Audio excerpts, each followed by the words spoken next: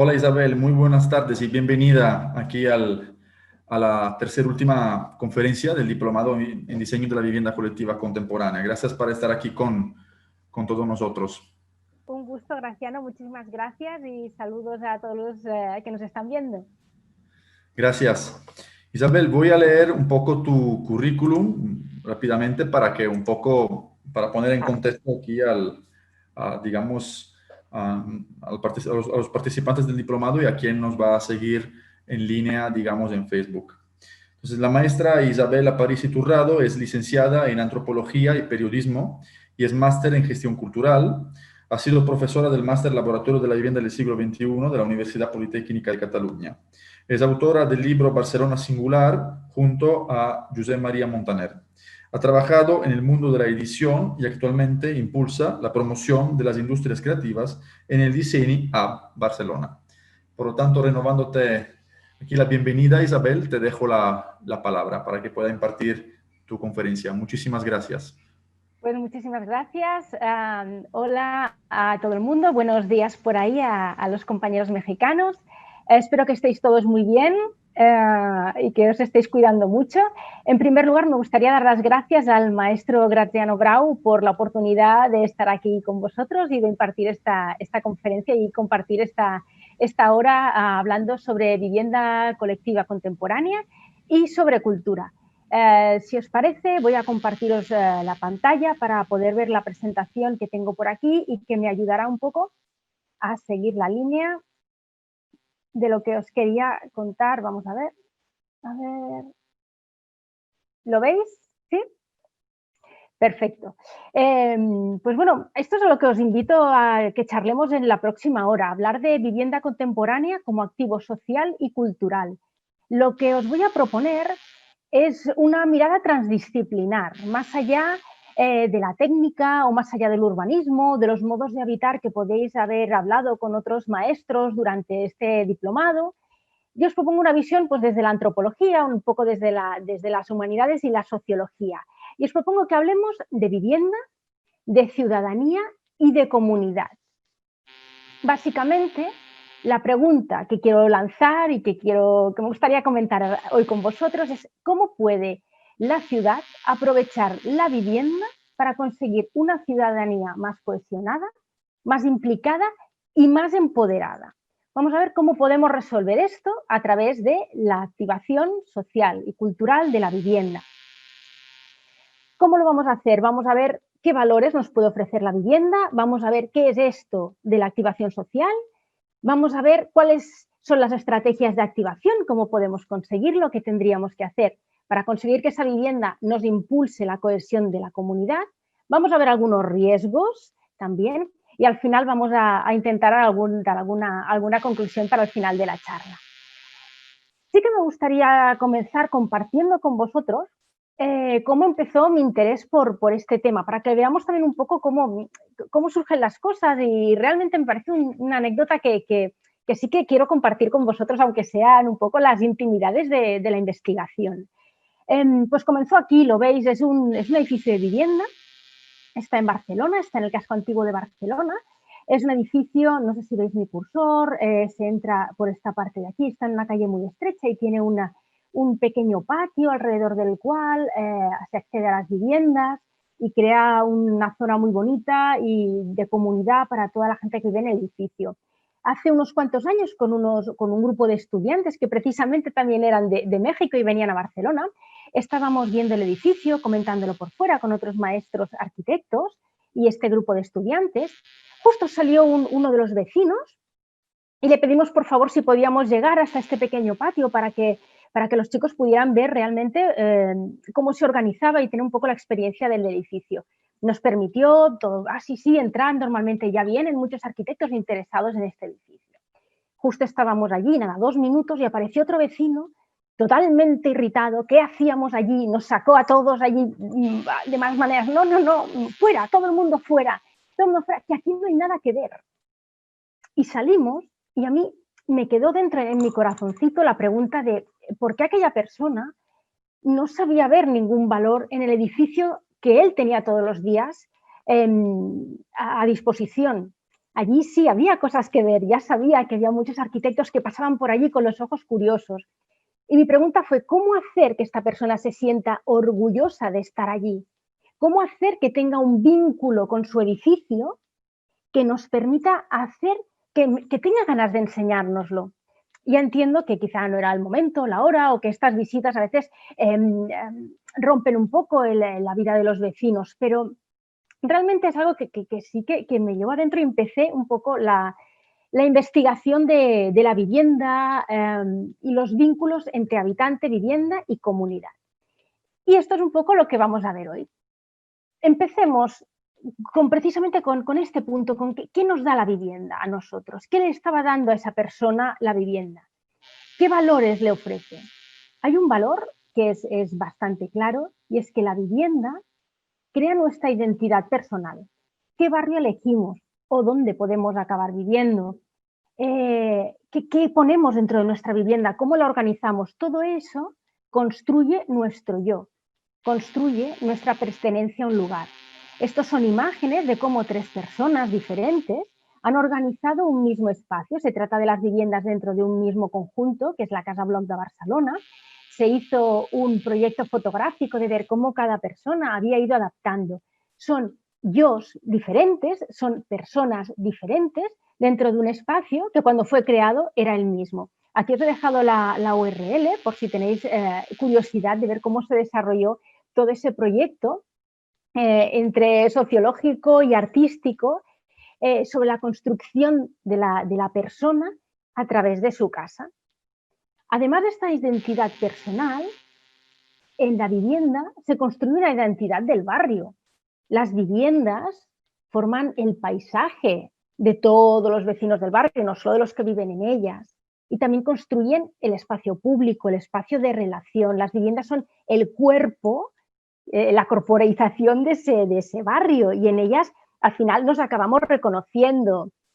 Por ejemplo, os pongo este edificio. Este edificio se llama Walden 7, es de Ricardo Bofill y taller de arquitectura, está en una localidad cercana a Barcelona, se llama Sant Just Desvern, y como veis es un gran edificio de 16 plantas, una mole, es muy grande. Entonces, no solo importa a los que viven en él, sino también a todos aquellos vecinos. La pregunta es, ¿y tú dónde vives? ¿Sabes el edificio grande? En la calle de detrás, en la calle de al lado. ¿Dónde está aquella tienda? Está un poquito más allá del edificio grande. Son lugares de referencia, nos gusten o no, todos los edificios de vivienda que van componiendo nuestros barrios y que nos van proponiendo estos lugares de relación y de interrelación. Si no conocéis el edificio o el proyecto de Walden 7, os invito a que le echéis un ojo en internet. Es realmente una propuesta muy interesante, es una propuesta de principios de los años 70, es una ciudad vertical, construida verticalmente, alberga a casi 1000 familias. Vamos a ir viendo otros detalles de este edificio durante toda la charla. Y sí que os invito a que echéis un ojo a los planos y a toda el compuesto también intelectual que dio pie a la creación de este edificio, que se asienta en los terrenos que fueron una empresa cementera.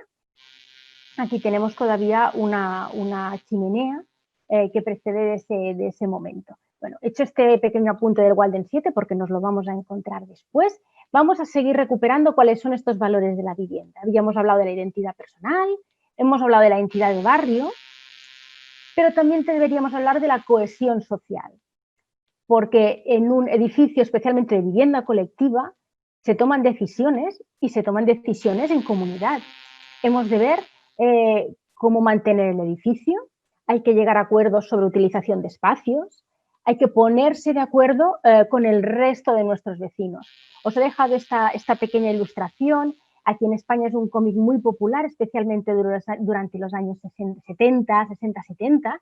Se llama 13 Rue del Percebe y es una comunidad de vecinos donde siempre les pasan muchas cosas. Es bastante curioso, pero nos ilustra muy bien esa necesidad de llegar a acuerdos con los otros para que nuestro edificio, nuestra comunidad, nuestra pequeña célula social, primero tendríamos la familia y luego tendríamos nuestra comunidad de vecinos, siga funcionando.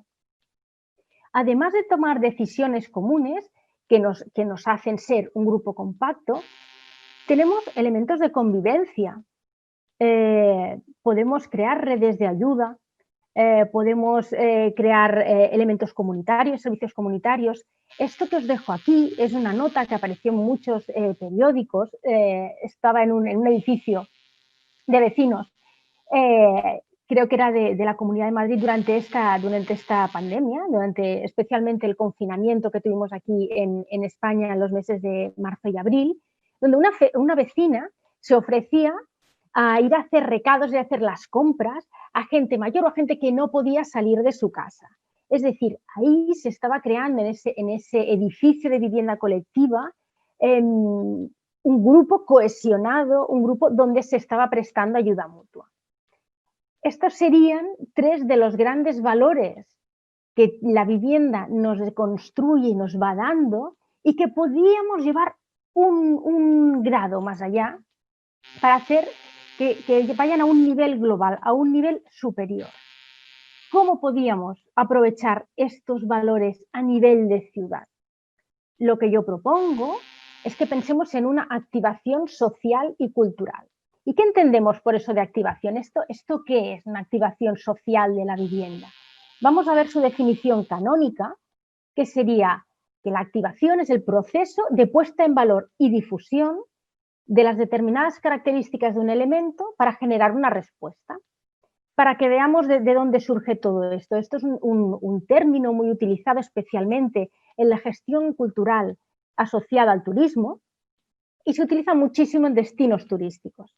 Desde una ciudad que quiere venderse como destino de playa, es decir, hemos tomado la ciudad, hemos tomado una de sus características, nuestras playas son preciosas y esto es lo que estamos poniendo en valor, aunque pueda tener una vida cultural, aunque pueda tener una gran riqueza gastronómica, se decide que turísticamente se activa, se llama así, por las playas y ahí lo tenemos. ¿Cuál es la respuesta que busca la activación turística en ese caso? Atraer visitantes. Nosotros vamos a tomarlo en un sentido totalmente diferente. Para nosotros, nuestro elemento base va a ser el edificio de vivienda. A ver si sale aquí. El edificio de vivienda va a ser nuestra base. ¿Y qué respuesta vamos a querer obtener? Bueno, vamos a querer obtener un vínculo con el... Dime. Ya no se ve tu pantalla, ¿eh? No se ve la pantalla, perdón. Vamos a ver qué ha sucedido. Compartir pantalla, perdón. Algo he tocado aquí que no ha salido. A ver, ¿ahora? ¿Sí?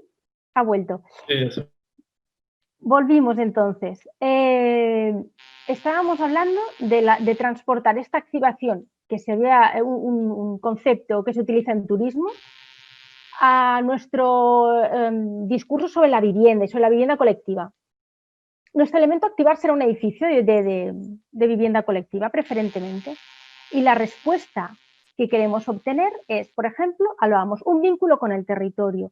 Es decir, los habitantes de ese edificio se reconocen en él, se encuentran anclados a él, a esas calles, tenemos un enraizamiento. Pensemos, por ejemplo, en un barrio de nueva construcción, donde no hay una historia, no hay mucha historia pasada. Hay que enraizar a la gente, decirle, ayudarle a que genere raíces, a que genere ciudad, a construirle una identidad. Imaginemos también que tenemos unos edificios de vivienda donde vamos a alojar a gente que proviene del campo, gente que mira del campo a la ciudad, por ejemplo.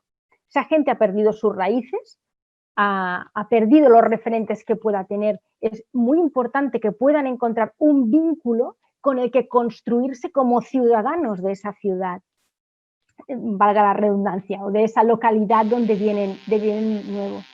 También es el orgullo de decir, ostras, es que yo vivo en este edificio que tiene este valor.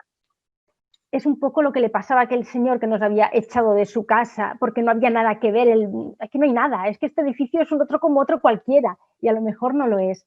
Construyamos ese orgullo, esa personalidad, esa reivindicación de decir, ostras, es que yo soy de este edificio, me reconozco en él. ¿Por qué? Porque cuando estamos orgullosos de un sitio, lo cuidamos más. Cuando nuestra casa, estamos orgullosos de nuestra casa, llegamos nuevos, la cuidamos mucho más. Y si cuidamos nuestra casa y cuidamos nuestro edificio, cuidaremos del barrio. Intentaremos que esté más limpio, intentaremos ser más cívicos, intentaremos que todo siga ordenado. Ese cuidado del entorno va también muy asociado o puede cultivarse ya desde el propio edificio de vivienda. Otro elemento, ya hemos hablado antes, es la cohesión social.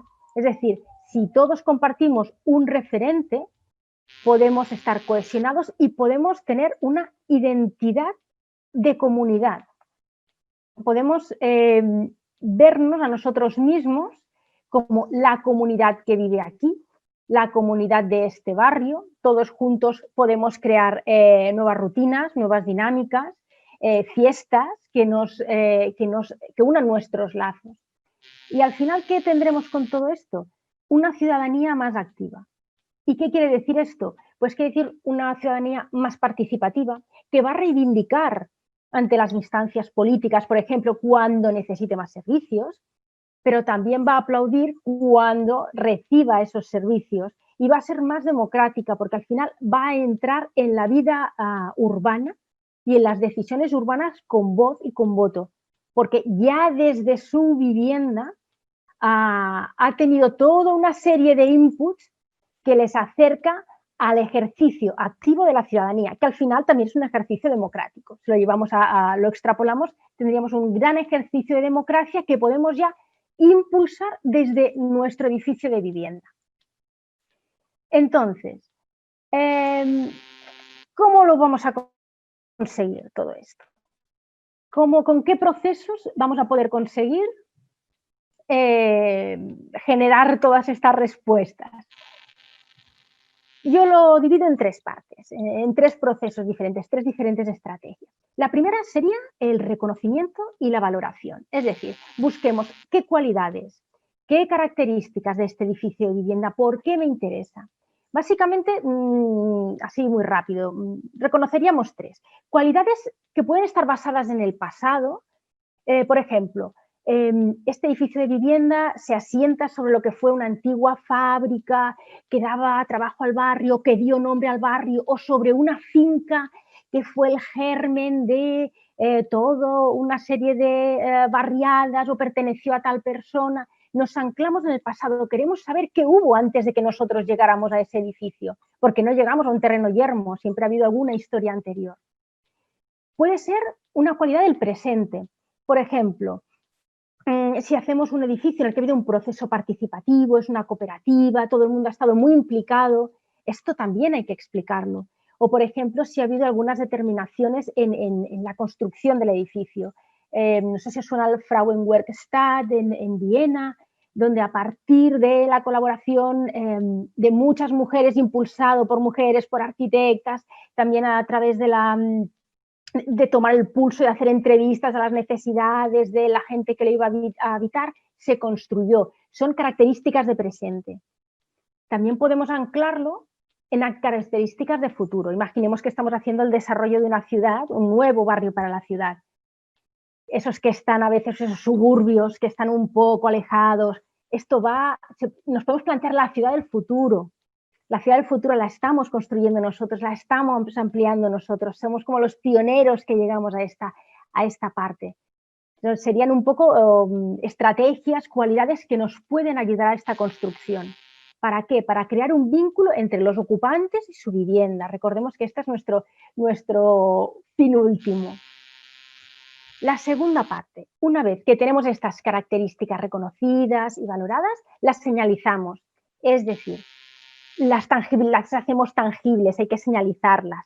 Podemos tener esta historia, esta memoria, estamos sobre lo que fue una antigua fábrica o por ejemplo, pero si no lo tangibilizo, no le hago una placa. ¿Cómo lo explico? Con una placa, lo explico con una exposición, lo explico con un mural que hago fuera.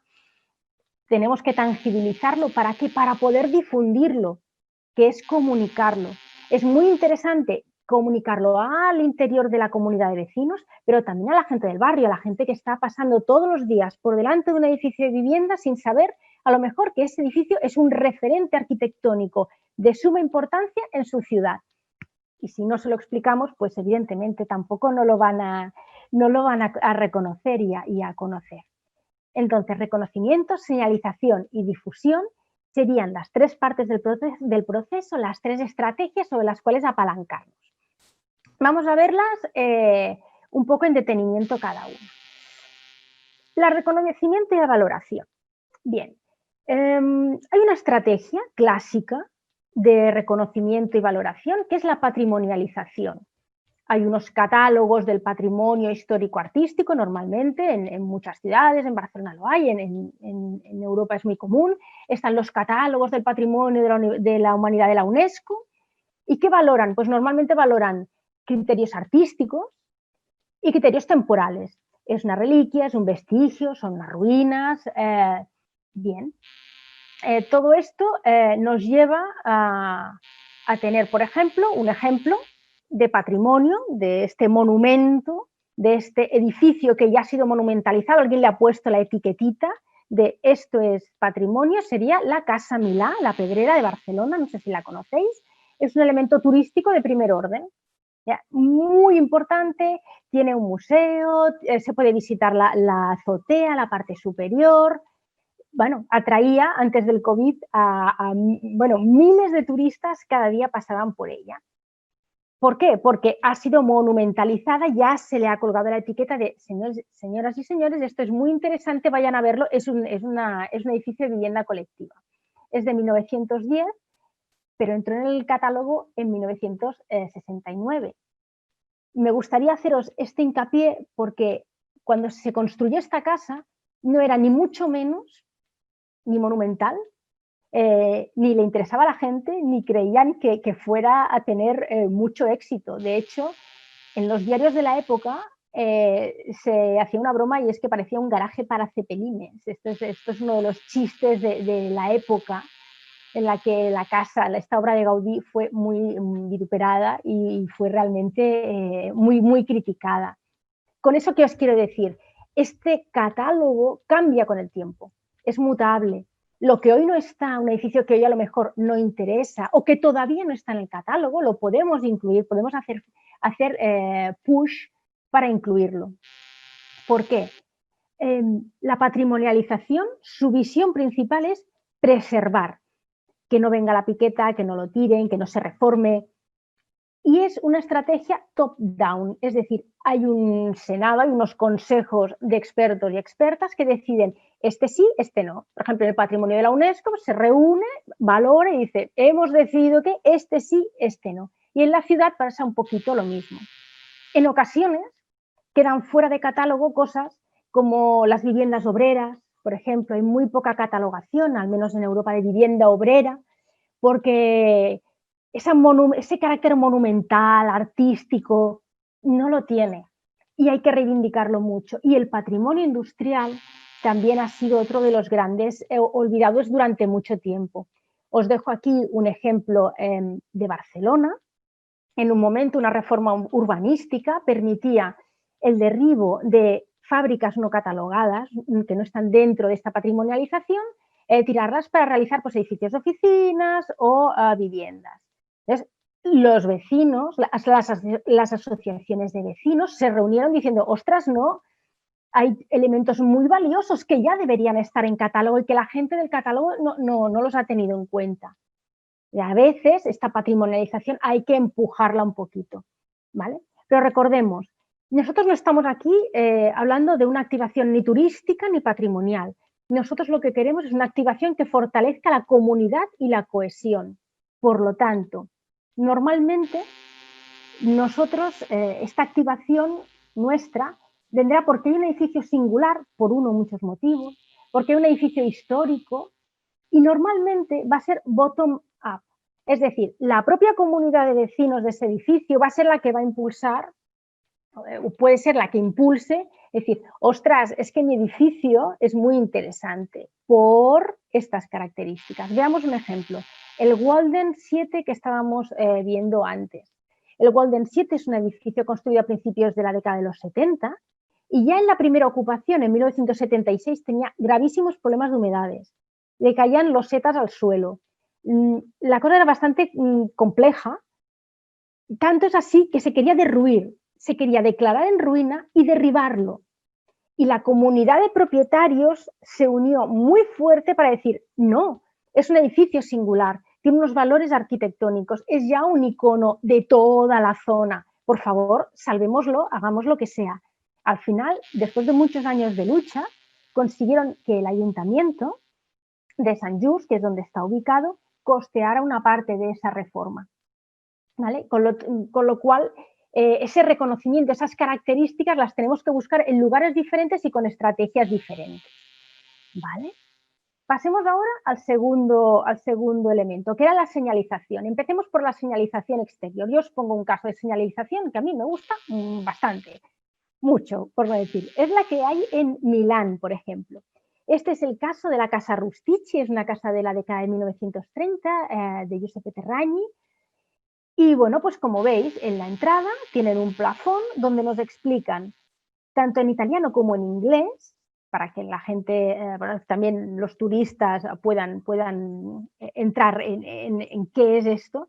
Y no solo nos dice quién y cuándo, sino nos dice por qué es importante, las aportaciones a la arquitectura de la ciudad y a la arquitectura contemporánea de esta casa Rusticci, de manera que todo el mundo que pasa puede decir, uy, aquí hay una placa, esto es importante, espérate que me la voy a leer.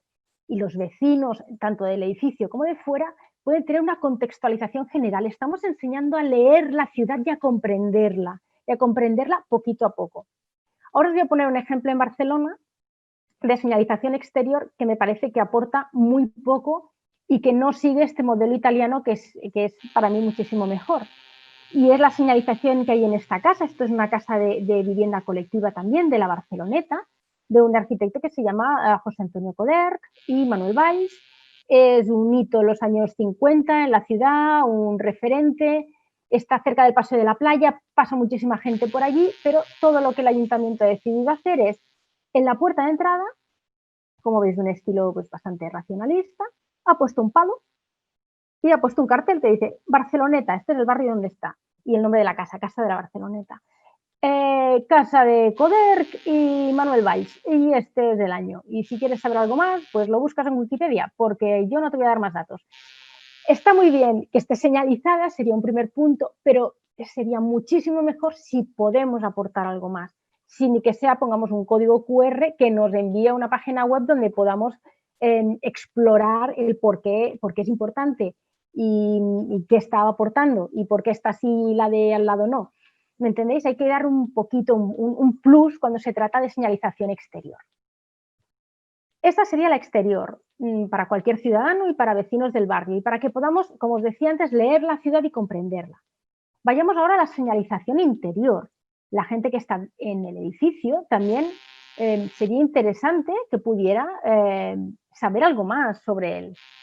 Aquí os voy a poner de nuevo un ejemplo del interior del Waldenset, donde vemos una exposición, donde tenemos aquí fotografías del conjunto, las plantas y una explicación.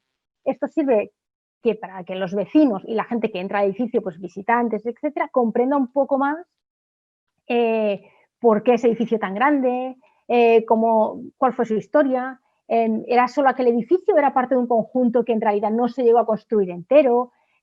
¿Por qué sus formas? ¿En qué estaban pensando? ¿Cuál es el sustrato, como os digo, ideológico? Porque aquí trabajaron también antropólogos, poetas, por ejemplo, en la construcción de este edificio. Podemos pensar en mil y una maneras en cómo dar pistas sobre por qué ese edificio es valioso, por qué tienes que estar orgulloso y orgullosa de vivir en nuestro edificio. También podría haber sido, por ejemplo, imaginemos un mural en esta pared de aquí, podríamos haberlo hecho en un mural, no tiene por qué ser una exposición al uso. Se pueden pensar muchas y diferentes maneras para poner de relieve todos esos valores que hemos señalado en el punto anterior.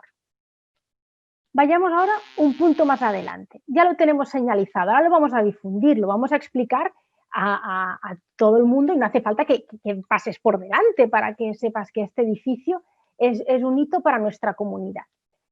Bien, ¿cómo podemos hacerlo? Pues hay diferentes maneras de hacerlo con diferentes grados de interferencia en la vida del edificio. Hay algunas que son muy intrusivas, y otras que no lo son tanto. Vamos a empezar con las menos intrusivas para difundir bueno, pues todas las características de nuestro edificio. Y vamos a volver otra vez al ejemplo del Golden Set. El Golden 7 lo podéis reconocer en este cartel de las fiestas mayores de Sant Just. Son las fiestas del municipio y ese año bueno, pues se escogió como elemento que nos identifica a todos la chimenea que ya hemos visto y una parte del edificio. Es como escoger el skyline de Nueva York o es como escoger la silueta de nuestra catedral o la silueta de una montaña o cualquier cosa. Un edificio de vivienda también puede ser protagonista. No solo tiene que ser el skyline, no solo tiene que ser la efigie de la catedral, una escultura, no, también nosotros como creadores de un edificio de vivienda podemos darle ese input. Podemos llevarlo a todo el municipio y que todo el municipio diga, sí, yo soy de esa localidad donde está ese edificio que tú a lo mejor conoces. De igual manera, os voy a enseñar otro cartel, esto es, digamos, el nivel menos intrusivo. Es la fiesta mayor de un barrio de Barcelona que se llama Les Cortes, y en este caso ellos escogieron, no es bien un edificio de vivienda, pero nos sirve bastante para lo que queremos mostrar, y es una pared vertical, un jardín vertical que tienen muy chulo, muy bonito. Y ese distrito está súper orgulloso de su jardín vertical. Y su jardín vertical sale en el cartel de las fiestas, porque es lo más. Y es lo que ellos en ese momento, ese año, en 2011, están súper orgullosos porque se acababa de inaugurar. Y es un punto de referencia. Y ellos se reflejan, nos vemos reflejados, nos sentimos identificados con él. Otro elemento que podemos hacer, pues aquí tenéis una publicación. Este es un libro sobre un barrio de Barcelona que se llama Montbau. Cuando cumplió 50 años, el ayuntamiento patrocinó el impulso de esta publicación, donde se explicaba cómo se construyó, quiénes fueron los arquitectos, porque es un conjunto muy grande con arquitecturas racionalistas diferentes, pero también historias de vida. Aquí tenemos entrevistas a vecinos que habían llegado desde el primer día, a vecinos más nuevos, gente que ha pasado toda su vida ahí, comerciantes, fotografías, participación. Es decir, nos proyectamos a toda la ciudad. Cualquiera puede encontrar este libro en su librería y decir, ostras, mira, pues este barrio, estos edificios, pues deben estar muy bien, les han hecho un libro, quiero saber más sobre ellos. Veamos ahora otros elementos un poquito más intrusivos, que ya no es simplemente un libro, ya no es simplemente aparecer en un cartel. Veamos, volvamos a al Walden 7 que nos está acompañando durante toda la presentación, porque ha hecho muchas cosas y es un buen ejemplo, creo yo, de activación social. Walden 7 tiene una página web, de hecho, pues cuando acabemos, si os interesa, podéis entrar, veréis imágenes, veréis cómo la asociación de sus vecinos está organizada, porque son gente muy organizada, tan organizada que hasta ellos mismos se llaman waldenitas, han generado una identidad propia de edificio, como si todo el edificio fuera una ciudad, que es la idea que tuvieron los arquitectos cuando lo crearon. Y esta gente, antes del COVID, ahora todo está suspendido, permitían visitar el edificio. Uno se apuntaba y se permitía una ruta guiada por el edificio. Una persona de la asociación de vecinos hacía una ruta con los estudiantes del máster de vivienda aquí de Barcelona, lo hicimos en varias ocasiones y era muy interesante no solo poder visitarlo, sino visitarlo con una persona que vivía allí y que podía contarte un poco cómo era realmente la vida, problemas, curiosidades, cómo era la organización, etc. Estas visitas estaban reguladas. Esto era una gran inversión de tiempo de una persona que estuviera allí montando estos circuitos, organizando los horarios. Esto ya empieza a ser un poco más intrusivo. Ya no es tan fácil que una comunidad pequeña tenga a alguien que diga, ostras, sí, yo puedo hacerlo, yo puedo los sábados por la mañana acompañar a la gente. Otra manera de hacerlo, la que propone la cooperativa de Habitatge a la Borda, es una cooperativa de vivienda del barrio de Sants de Barcelona. Estos han grabado un vídeo.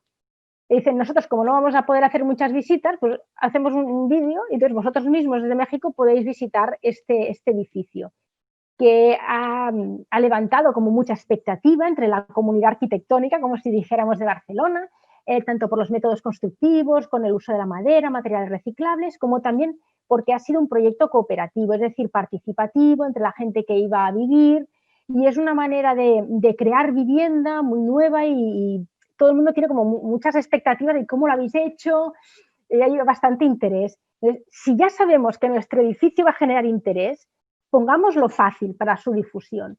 Grabemos un vídeo, hagamos una publicación, difundamos estos valores. En el caso de este edificio, hay unos valores de participación, de comunidad, de que los habitantes han sido los que han participado en su creación, en alguna parte de su creación, han llevado no el proyecto, pero sí la producción. Bueno, es interesante. Y ellos en la fiesta mayor de su barrio también han ofrecido visitas, que esto es muy interesante, porque cuando alguien construye un edificio de vivienda al lado cerca de nuestra casa, siempre nos preguntamos, ay, ¿cómo serán? Siempre hay una curiosidad sana. Entonces, podemos abrirnos a los vecinos, podemos compartir con esa comunidad unas visitas, ni que sean unos días establecidos. Sobre el tema de las visitas, hay otra iniciativa que es el 48 Horas Open House Barcelona, que también creo que en algunas ciudades de México también se realiza. Claro, esto ya es que todo un fin de semana, en algunos edificios incluso privados, se organizan visitas, o también hay que estudiarlo mucho, es bastante intrusivo, en el sentido que hay alguien que va a circular durante unas horas, durante 2 días por nuestra casa. Pero realmente hay muchísimo personal interesado en esto. Entonces, generemos ese vínculo con la ciudad, con conocer cómo son otras casas, cómo son otros barrios, cruzarte la ciudad para ir a ver un edificio de vivienda que te ha interesado, porque hay algo de diseño, porque tiene una historia. Es realmente una manera de generar ese vínculo con la ciudad y ese vínculo con el territorio también. Y por último, otra estrategia de difusión que os quería comentar son las rutas, la generación de rutas. Este ejemplo ya no es ni de Barcelona, es de una ciudad mucho más pequeña, Badajoz, está en Extremadura, en la parte de España que toca Portugal, y hay unos vecinos, unas propias asociaciones de vecinos, han montado una ruta por los lugares más interesantes de su barrio, ¿vale? Y ellos mismos nos dicen, una ruta para conocer sus calles, su historia y el desarrollo comunitario, así como sus reivindicaciones. Es decir, una ruta también nos sirve para decir, sí, pero es que aquí nos faltaría más iluminación, nos faltarían mejores comunicaciones. ¿Y por qué se hace todo esto? Como dice la noticia, los propios vecinos compartirán con los asistentes cómo es la vida en estos barrios poco conocidos. En este caso se trataba de un barrio de suburbio, un barrio un poco más alejado, donde la gente del centro ya no va a ir. Pues ofrezcámosles a esa gente del centro una excusa para visitar ese barrio, para conocer otras partes de la ciudad y para integrar la ciudad en sí. Esto también se ha realizado en barrios que han tenido o que siempre están en la prensa por situaciones de pobreza, por situaciones de tráfico de drogas o de otro tipo de negocios, como si dijéramos, alternativos, o tienen problemas de prostitución. Bueno, ese tipo de barrios está muy bien que puedan autorreconocerse primero los vecinos en qué elementos tienen que son interesantes y cómo explicárselo a los demás. Es decir, hay un momento en que podemos salir en las noticias porque a lo mejor nuestro barrio con problemas o conflictivo, con problemas de droga, está en el centro de la ciudad y en realidad tiene palacios o edificios que fueron muy importantes en otro siglo y ahora mismo están decrépitos o están en mal estado de conservación. Pero queremos que vuelvan a lucir, queremos que volváis a nuestro barrio y no solo porque habéis oído algunas cosas problemáticas.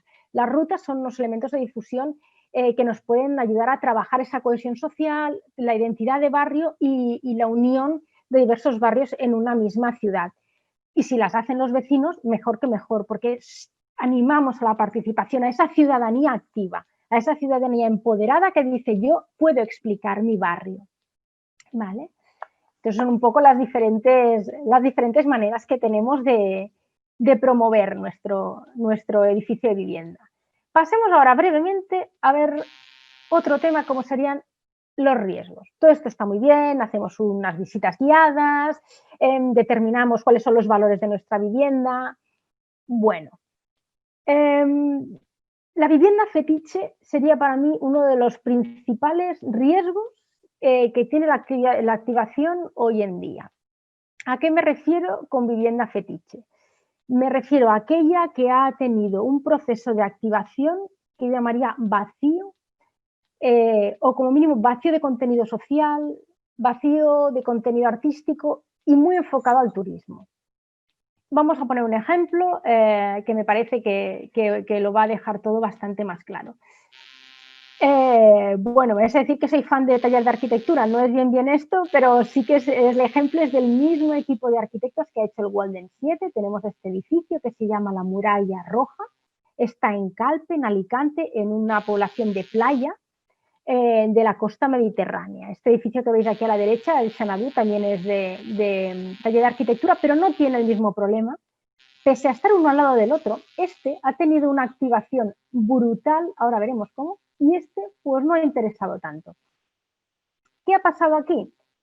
Pues aquí ha pasado que este edificio, el interior es muy bonito, ahora lo veremos, es un edificio que también está pensado en el espacio, como ciudad en el espacio, tiene una inspiración africana de las casbas, de hacer recorridos por pasillos para llegar a tu vivienda, de edificios comunes, de escaleras, un poco laberíntico, todo muy al aire libre, con unas formas muy, muy plásticas. Bien, este edificio durante muchos años, pues bueno, pues despertaba interés entre los arquitectos y arquitectas, la gente que iba allí de vacaciones lo visitaba y no había más problema. En algún momento la oficina de turismo del pueblo pensó, es bonito, lo voy a poner en un calendario. Por lo que se dice, esto comenzó a aparecer en algún folleto, en algún calendario, comenzó a atraer primero a gente de la moda y de la publicidad que empezaron a grabar spots. La cosa no estaba controlada, esa difusión de la que hablábamos antes, no estaba controlada por nadie del edificio, es más, yo diría que por nadie de nadie. Total, esto saltó a Instagram y la última vez que yo miré había 13.000 fotos. Se ha convertido en uno de los paraísos de los Instagramers que van a hacerse fotos al edificio y no les interesa nada más.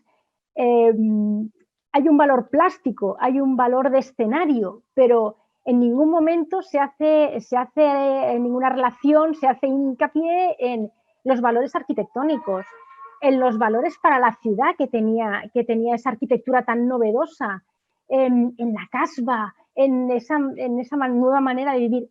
Nada, es simplemente el escenario por el escenario. Aquí no hay más que activación de turística, por eso le llamamos un fetiche. ¿Y esto qué ha hecho? Que la vecindad, o sea, esas pobres personas que viven ahí están amargadas y amargados. Del diario Información, que es propio de Alicante, nos dicen, es de locos la invasión de curiosos que sufrimos en la Muralla Roja. Los vecinos del edificio de Calp se declaran hartos de que se cuele gente para hacerse fotos. Entonces, aquí tenemos un riesgo. Si nadie controla la difusión ni la característica que se difunde de nuestro edificio, podemos tener problemas como estos, que la cosa se descontrole. Acabar siendo un mero escenario, un fondo de una foto y generar problemas a la gente que vive allí y que lo tiene que padecer, que pueden estar muy orgullosos, pero ahora se les ha girado en contra. Por lo tanto, la importancia de valorar ya desde la primera ocupación, quizás, qué características queremos destacar del edificio puede ser muy importante. Y yo lo que diría es lo de etiqueta antes de que te etiqueten, pues esto sería así. Antes de que alguien me venga a decir que es muy bonito y que me van a hacer muchas fotos en Instagram, yo prefiero explicar mi historia con mis palabras, porque de aquí se podrían sacar muchísimas cosas a difundir, a comunicar, muchísimas características buenas que nos pueden hacer mejores ciudadanos y no solo ser el fondo de una fotografía de Instagram. Por eso lo de vivienda fetiche y por eso, bueno, yo os invito también a que entréis en Instagram, ya veréis, es un festival, es un festival de la arquitectura contemporánea. De hecho, el Walden 7 también ha tenido muchísima repercusión en Instagram, pero allí como no es tan fácil entrar, no está tan abierto, las visitas eran guiadas, estaban los grupos más controlados, no ha habido exactamente el mismo problema de lo que en catalán llaman camp piqui pugui, que es campo abierto para los Instagramers. Vamos a ver otro riesgo. Otro riesgo sería la vivienda sin habitantes. Bien, este riesgo normalmente lo encuentro asociado a la patrimonialización, al catálogo de cosas, la monumentalización, que a veces conlleva cierta fosilización, es decir, queremos congelar el edificio como era en el pasado o como está ahora y fosilizarlo, para que cuando usted lo visite esté tal y como el arquitecto lo quiso en 1910. Esto, en el caso de la Pedrera, volvemos sobre el ejemplo que ya habíamos visto. Esto ha hecho, por ejemplo, que de este edificio de viviendas, que tiene 5 plantas, si no me equivoco, 1, 2, 3, 4, 5, quedan 3 personas viviendo. De todos los pisos quedan 3 únicamente, porque las rentas se han hecho más altas, porque hay un interés turístico, porque hay muchísima presión turística, o sea, es un ir y venir, colas en la puerta. Realmente la cuestión es que vamos a visitar un edificio de vivienda colectiva donde no hay vida personal, donde no hay nadie viviendo. Y podremos ver la arquitectura y podremos ver la historia, la memoria y cómo funcionan las cosas, pero vida colectiva no vamos a ver mucha.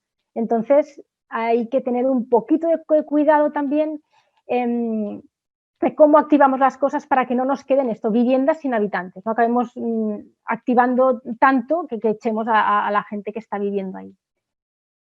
Por contra, os voy a dar un ejemplo de activación de vivienda con habitantes. Es el caso de la Casa Bloc. Mira, es este edificio racionalista de los años 30 en Barcelona, de Josep María Sert y otros autores. Los podéis buscar luego, es un edificio muy chulo. Se hizo una grandísima remodelación hace unos años, una rehabilitación muy, muy a fondo, y se encontró que sería muy interesante poder enseñar, poder monumentalizar, museizar una de las viviendas. ¿Vale? Entonces se acabó aislando una vivienda y convirtiéndola, dejándola también un poco congelada, pero el resto no. El resto del edificio siguen los vecinos, sigue todo normal. Esta está un poquito congelada y la podemos ver, pues tal como veis aquí, tal como en los años 30 se entregó a los primeros y primeras familias que habitaron la casa. ¿Cómo se ha hecho? ¿Cómo gestionamos esto de que sigan viviendo y tengamos esta vivienda? Pues de esta vivienda se encarga el Museo del Diseño de Barcelona. Para entrar hay que pagar una entrada, hay unos horarios que acompañan, hay unos flujos muy concretos. Por una escalera tú no te puedes acabar perdiendo por el edificio, de manera que todo el mundo puede acabar haciendo su vida normal, pero como turistas o como estudiantes o como simplemente personas interesadas podemos ver cómo es esa Casa Bloc. Además, un punto muy, muy importante de la Casa Bloc, de este proyecto de vivienda con habitantes, es que se contó con todos los habitantes que los veis aquí, muchos de ellos llevan décadas viviendo en el edificio, a la hora de hacer tanto la restauración como esta museización. De hecho, pues parte de los baños o unas picas provenían de viviendas que todavía tenían cosas de origen, porque mucha gente había cambiado su baño, había cambiado cosas, pero hay otros que no, que lo tenían de 1930 todavía. ¿Y qué hizo el museo? Pues le compró, como si dijéramos, esos elementos, se transportaron a esa vivienda congelada y se le dio a esa persona pues un elemento nuevo para que su casa estuviera en mejores condiciones de habitabilidad, pero nosotros podamos disfrutarlo. Y es tan importante contar con la sensibilización de la gente que vive, es muy, muy, muy importante. Es uno de los factores fundamentales cuando queremos hablar de activación y cuando queremos hablar de potenciar los valores de una vivienda.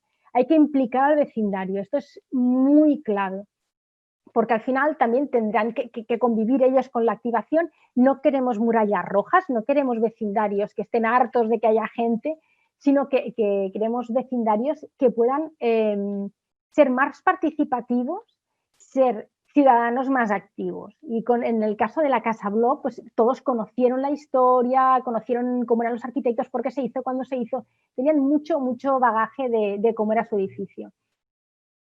Vamos hacia las conclusiones ya. En primer lugar, me gustaría hablar de Walden 7, es un edificio que ha cruzado toda esta charla.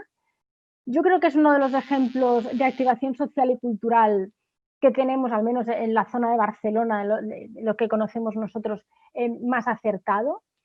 La influencia del proyecto también es decisiva. Se pensó ya como un edificio ciudad para la vida en comunidad, con muchas zonas comunes, pasillos, etcétera, y esto es un plus.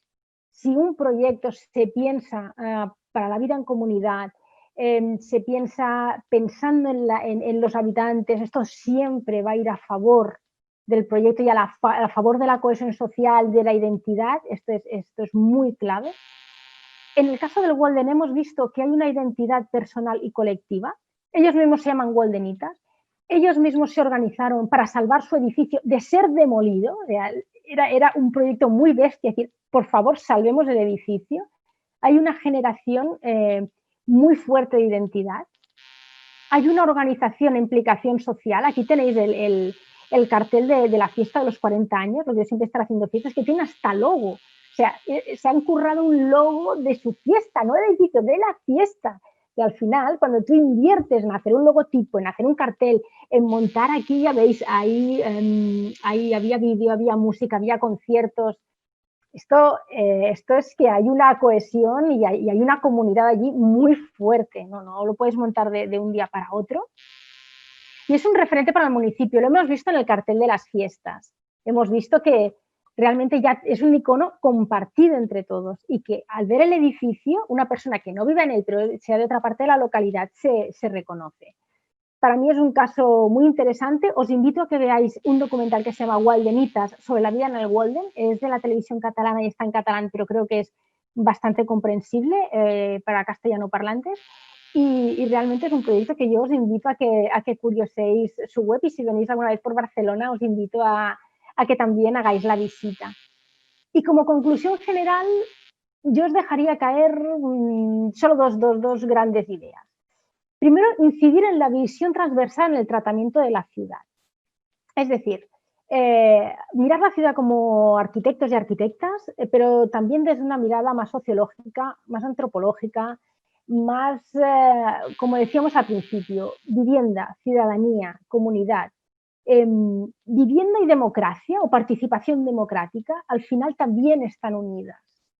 Aunque nos parezca que estamos haciendo simplemente una vivienda o simplemente algo, un planeamiento de ciudad, ostras, estamos influyendo en la construcción de las personas y en la construcción también de la vida democrática de nuestra ciudad, de la participación, si vamos a ser más o menos participativos. Cosas pequeñas tienen grandes impactos. Y sobre todo esa visión transversal, con un punto antropológico y sociológico, y como antropóloga tengo que daros esta cuña.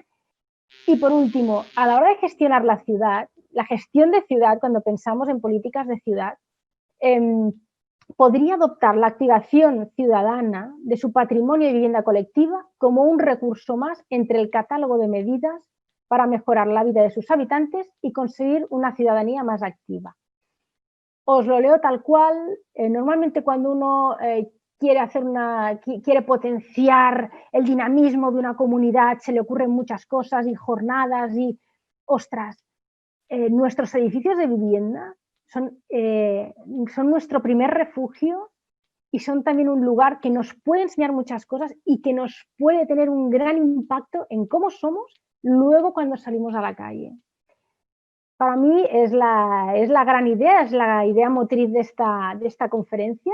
No sé, ahora podemos abrir o bien un turno de debate o ver si en vuestras ciudades tenéis casos similares.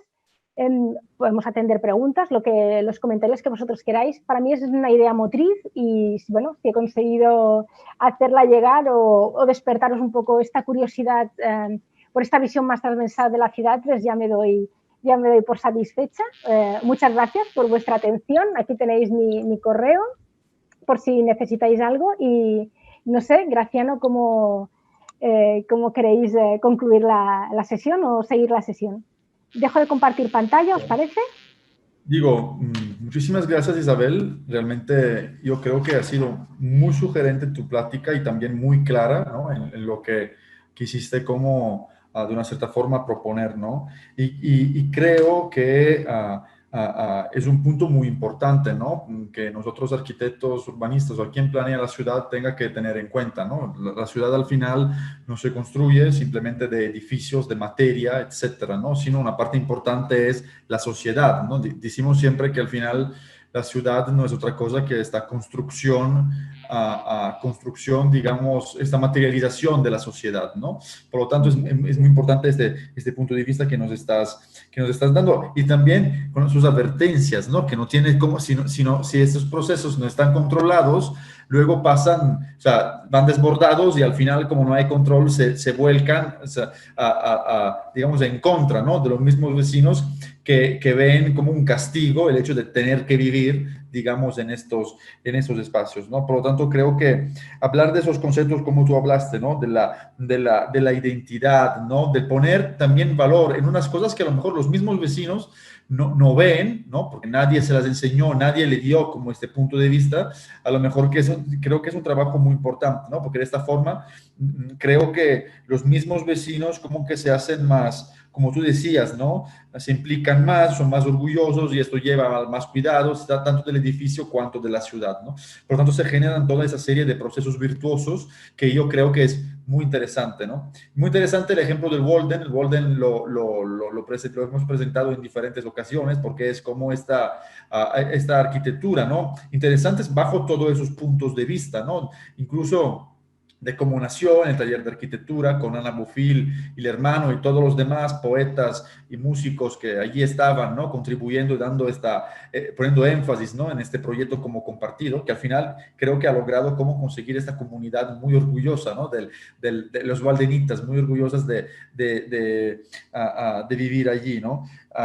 Y también interesante porque se ve, ¿no? Como unos conceptos arquitectónicos, la ciudad en el aire y todas esas cosas que eran parte del estructuralismo arquitectónico, luego se reflejan, ¿no? Como en la construcción de esta comunidad. De hecho, sabía como que hay una lista de espera infinita, ¿no? Para poder ocupar un departamento de eso. Y la gente que allí vive no lo quiere dejar. La misma arquitecta Ana Bofill vive, ¿no? Allí vive dentro Exacto. de este grande sistema entre lo urbano y la ciudad. Por lo tanto, no, yo dejaría aquí la palabra si alguien quiere intervenir, porque creo que es muy importante lo que nos propuso Isabel hoy. Entonces, no sé si queréis aportar algo de vuestras realidades o si tenéis dudas o cosas que comentar. Jessica. Hola Isa, mucho gusto. Em, pues sí me pareció muy interesante porque en el caso de Bogotá, pues donde yo vivo y donde estudié arquitectura, pues experimenté recorridos, pero eran más que todo urbanos y siempre era en compañía porque era en el centro de la ciudad y se suele ver pues el centro de la ciudad muy peligroso, como te pueden robar o sea, no es tan sencillo como recorrer estos lugares de interés cultural. Y también unos cuantos recorridos, pero también eran barriales. Entonces me parece muy interesante como esta visita a las viviendas. Em, Sin embargo, en Bogotá creo que hay poco diseño de vivienda colectiva de autor, por decirlo así, como que venga de arquitectos, o sea, suele ser más de constructores, pero esta idea de comunidad a través de la difusión me parece muy interesante. Muchas gracias. Pues sí, realmente Bogotá conozco un poco y sí tiene mucho potencial, creo, por explotar en el tema de la comunidad, de la vivienda.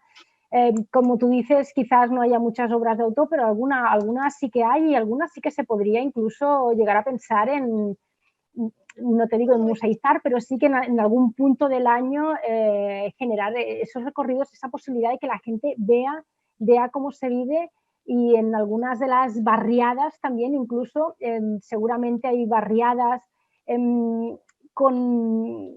problematizadas, estigmatizadas o con segregación, y la vivienda puede ser una manera de revalorizarlas y de decir, ostras, es que aquí tenemos cosas interesantes, venid a vernos sin ese miedo a ser atracados o, bueno, a tener algún tipo de conflicto.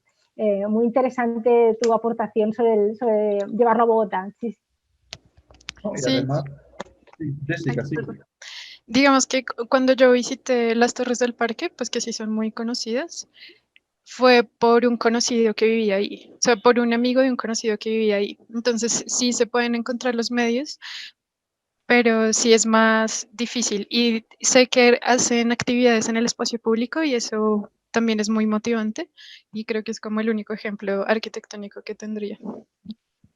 No, y me gustaría agregar esto, ¿no? Que yo creo que ese discurso que tú haces, Isabel, claramente no está direccionado simplemente a la vivienda de autor, ¿no? O de Gaudí o de Ricardo Bofill. Es decir, hay muchas viviendas como forma de vivir como vernáculas, las vecindades o otras formas de que a lo mejor ni siquiera, ni siquiera el ayuntamiento, desde el punto de vista del patrimonio, sabe dónde están, por así decirlo, pero sí que representan como este arraigo, ¿no? Tienen un arraigo al barrio, ¿no? Por lo tanto, no creo que solo es un tema de vivienda como de autor, sino más bien hay cosas, esas arquitecturas, ¿no? De vivienda colectiva que son anónimas, no sabemos ni siquiera quién las construyó y cuándo y por qué, pero al final, digamos, podrían ser como muy interesantes para entender incluso dinámicas urbanas, dinámicas sociales del barrio, ¿no? Exacto, exactamente. No necesitamos un edificio de autor, sino que necesitamos simplemente un edificio donde haya pasado algo o una memoria anterior. Quizás algún asentamiento, algún barrio en Bogotá, por ejemplo, se asienta sobre lo que antiguamente fue, pues no lo sé, una zona de cultivo muy interesante por algo.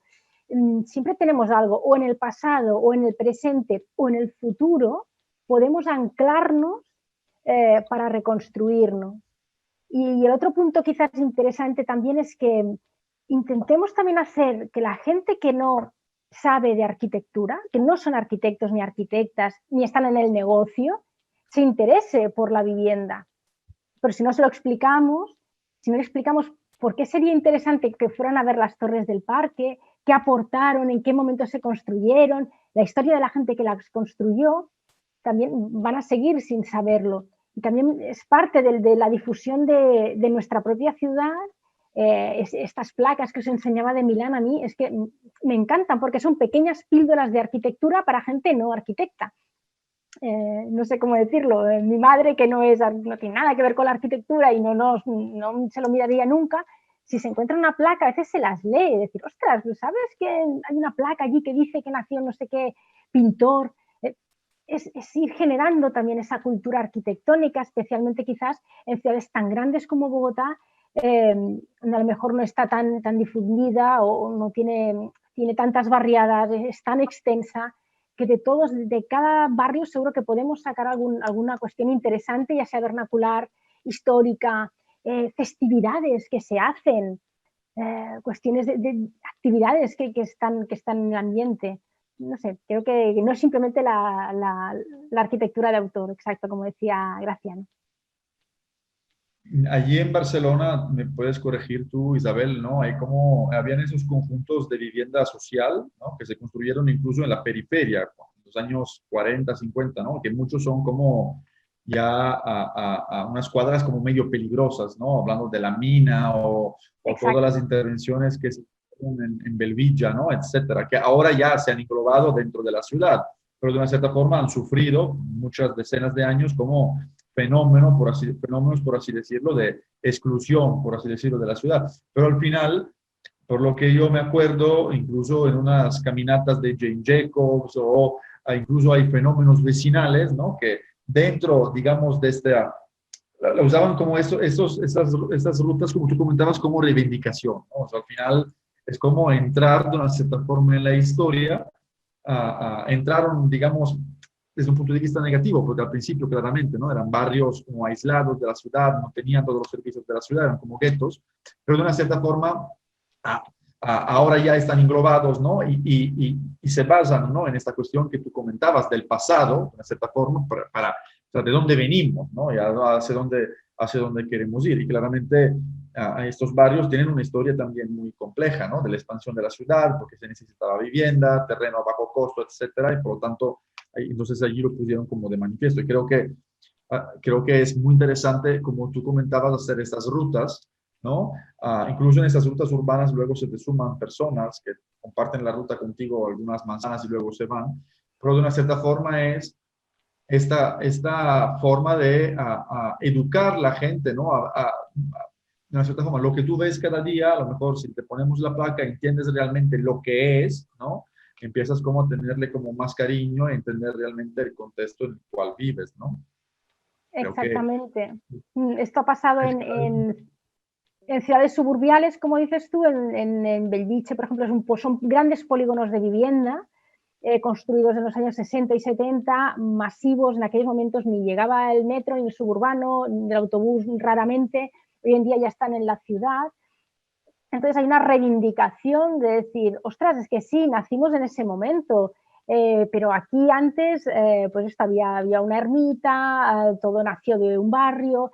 A día de hoy ya hay una identidad propia de la gente que está allí, ya hay unos comercios propios de allí, ya hay una singularidad de lo que hay allí, de esta reivindicación del suburbio, como si dijéramos, que sobre todo está muy en boga en los últimos años.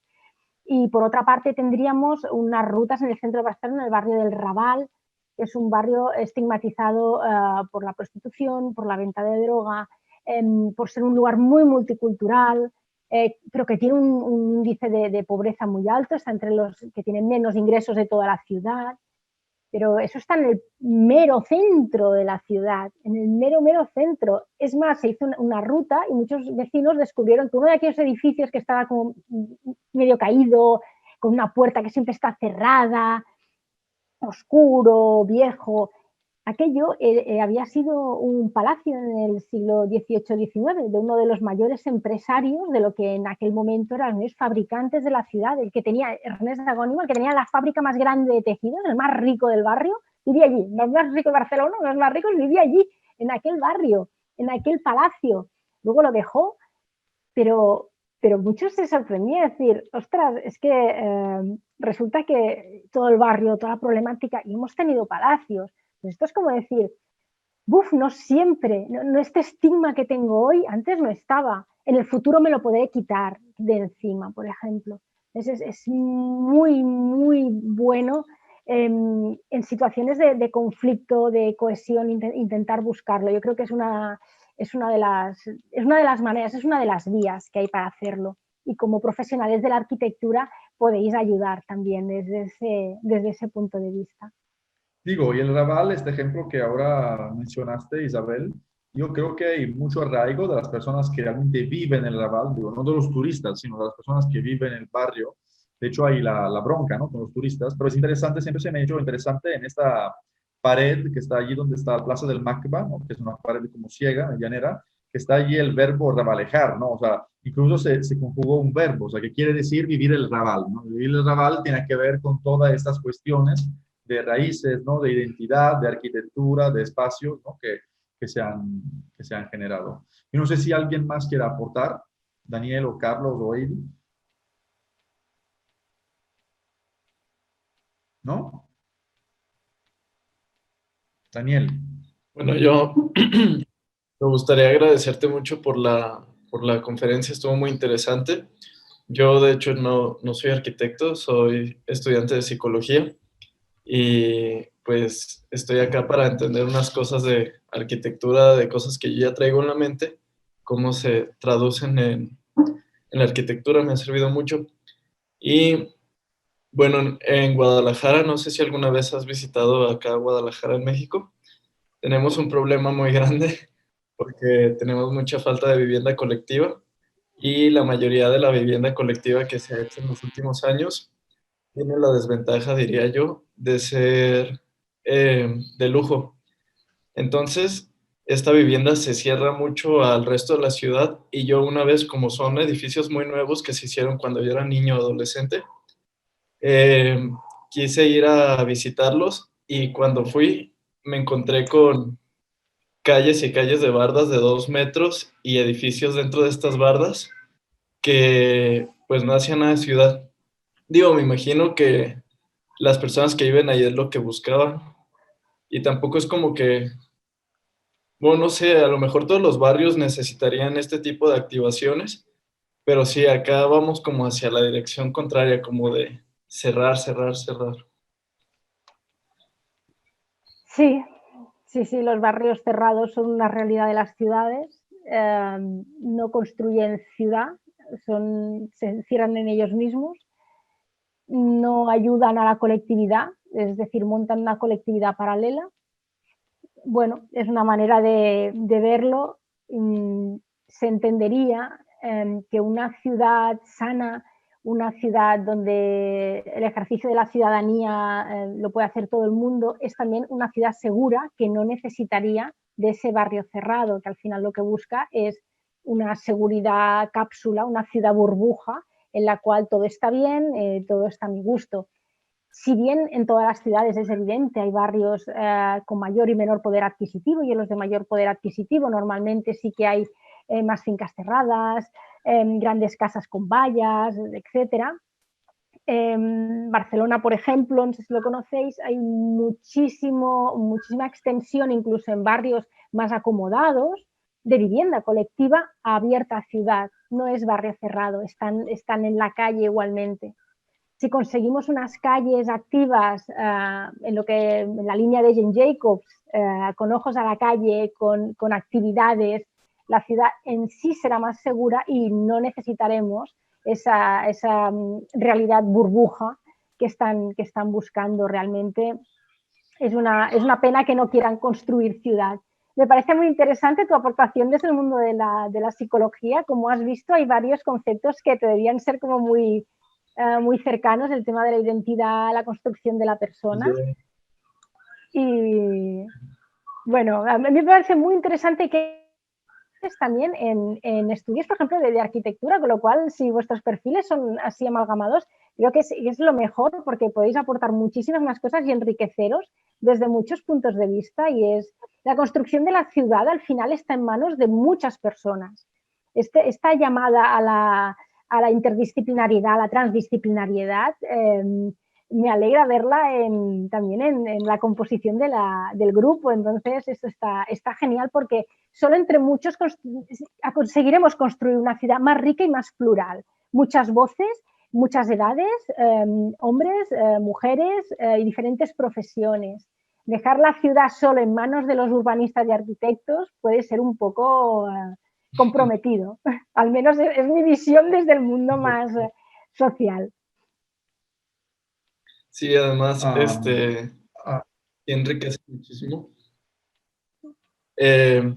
Y me gustaría justo comentar otra cosa que otro de los problemas de Guadalajara, en el centro de la ciudad, más o menos como en los años 60, 70, hubieron muchos arquitectos e ingenieros que destruyeron la ciudad como para, bueno, el centro de la ciudad, muchas zonas como para un movimiento hacia el progreso y hacia lo moderno. Entonces hubo un descuido y un abandono, y ahora los edificios coloniales que quedan tienen muchas restricciones para su modificación y se están muriendo. Esta activación, por culpa de que hay este miedo como que ya todo lo colonial quede destruido, comprometido, está siendo perjudicial, y el aporte que nos dabas de la activación de estos lugares que pues no se vean como en 1930, porque pues ya no funciona, es muy caro, ya nadie quiere vivir ahí de esa manera, pues estaría muy interesante. El único problema acá es que es muy político, y esa política está en manos de gente que no tiene estas visiones, pero pues muy interesante desde este punto de vista. Sí, las viviendas sin habitantes son siempre un problema que hay que abordar. Muchas veces hay que estudiarlo caso por caso y es un poco de cirugía ver cómo se podría solventar. Pero bueno, pues también estáis aquí vosotros, futuros profesionales, para intentar poner solución en los próximos años a todos los retos que hay en Guadalajara y en el resto de ciudades. O sea que... Isabel, aquí tenemos un comentario de Facebook de María Inés Camarena que me gustaría preguntar a Isabel, ¿qué otros elementos podrían fungir como habilitadores de estos procesos de que tú hablas, ¿no? Por ejemplo, impulsar movilidad activa, inteligencia colectiva, orientada al diseño cívico, la co-creación de espacios comunitarios. Y te da las gracias. Pues gracias a ella por el comentario y por la pregunta. Realmente sus aportaciones van mucho en la línea. La co-creación de espacios públicos o de espacios colectivos podría ser un gran elemento. Primero para hacer esa ciudadanía activa, realmente activa, y darle ya como un encargo, es decir, ostras, pongámonos manos a la obra, es realmente una buena aportación. Otros elementos, cada caso puede requerir de unos elementos más comprometidos o que representen más injerencia en la comunidad o una visión más externa. Bueno, sí, o sea, la participación, la co-creación, esto está bastante genial. Las primeras ocupaciones de un edificio también son un gran momento como para decir, ostras, a lo mejor crear un pequeño espacio para la comunidad de vecinos. Tenemos un edificio, todo está ya sabemos, aquí va la tienda que estará en el bajo, está todo dividido, los trasteros, las viviendas, pero quizás a lo mejor dotar a la comunidad de un espacio para que se pueda autoorganizar, para que pueda reunirse, para que pueda co-crear, puede ser también una manera de hacerlos más activos, porque le estamos dando el lugar, le estamos dando una oportunidad. Muchas veces también en estos edificios las reuniones de los vecinos acaban siendo en los lugares más inverosímiles o en casa de alguien. Entonces también pensarlo desde el proyecto puede ser interesante, ya en la fase anterior del proyecto. Y evidentemente, el proyecto es clave también, si podemos. Otra cosa es cuando actuamos sobre edificios de casco antiguo como estos de Guadalajara, pero cuando actuamos desde el proyecto, un proyecto que tenga valores urbanos nos va a ayudar muchísimo, que tenga permeabilidad, que ofrezca diversidad, que tenga lugares de interrelación, que sea participativo en el mismo. Esto también va a ser clave y puede ser otro factor habilitador, como nos decía la participante desde Facebook. ¿Alguien más quiere intervenir? ¿Está bien? Ok, bueno. Isabel, ha sido un gran placer tenerte aquí. Ha sido muy bonito poderte escuchar. Gran charla con grande claridad, creo yo, de expresión y de comunicación. Gracias. Esperamos tenerte para la entrega final, que es el 5 de diciembre, es un sábado. Muy bien. Estás invitada a esta grande reunión que habrá el 5 de diciembre. Y nada, muchísimas gracias por tu aportación y espero que esto para todos los participantes sea una ayuda, digamos, o unas sugerencias, ¿no? Unos elementos que puedan aportar, digamos, a esta visión urbana y arquitectónica que tenéis y vais desarrollando, ¿no? Creo que ha sido muy interesante tenerte justo en este momento de desarrollo del diplomado. Pues muchísimas gracias a vosotros por la atención, por las preguntas, los comentarios, por compartir estos minutos también aquí de charla, y a ti, Graciano, por la invitación y la oportunidad de estar aquí en el diplomado, que es también un gran placer para mí poder hablar con vosotros desde Barcelona. Cuidaos mucho todos y que tengáis un buen final. Nos vemos en esta entrega del 5 de diciembre. Mucha suerte con todos vuestros proyectos y un saludo desde Barcelona.